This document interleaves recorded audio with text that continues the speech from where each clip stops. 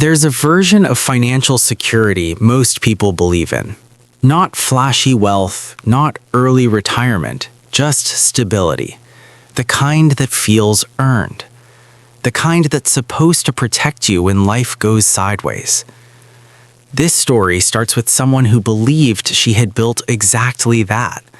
No risky bets, no reckless spending, just years of quiet discipline, doing what every financial guide tells you is responsible.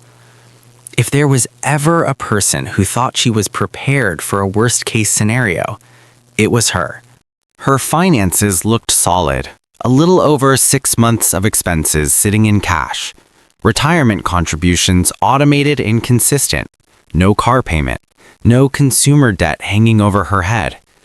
Her health insurance came through work, monthly premium around $185, a deductible just under $2,800, an out-of-pocket maximum a little above $9,000. She reviewed the numbers. She understood the trade-offs. In her mind, even the worst medical year was survivable. This is where I want to step in. My name is David, and I want to walk you through why stories like this matter. Because most people don't see the danger until it's already happening to them. What follows isn't a rare exception or an unlucky edge case. It's a pattern built into the system, and understanding it now is the only real advantage you get. So let's rewind slightly and look at how this actually unfolded.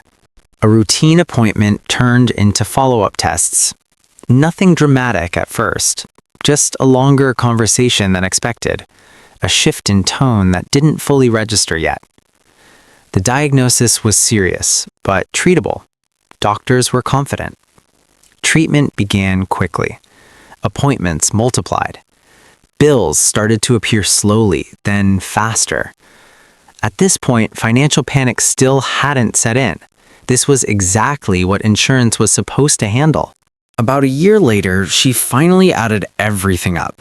The number didn't make sense at first. She checked it twice. Just over $44,000 had come out of her own accounts. Not projected, not estimated. Paid. That total wasn't from one massive bill. It was the accumulation of dozens of smaller ones. The breakdown tells the real story. Roughly $9,300 in the first calendar year. Then January arrived and the counter reset. Another $9,300 the following year, even though treatment never stopped. That reset was buried in fine print, easy to miss, devastating when it hits.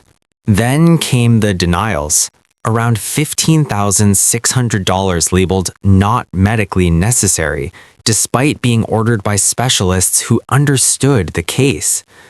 Appeals were available in theory.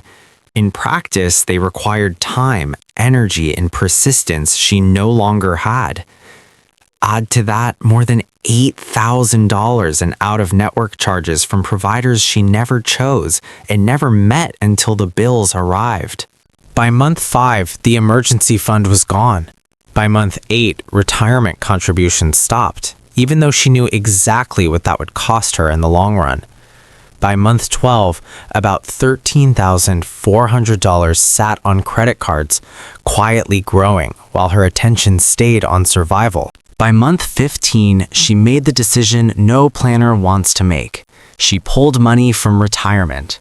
Penalties, taxes, years of discipline erased in a single year. She survived medically. Financially, she was starting over. This isn't a story about irresponsibility. It's about assumptions.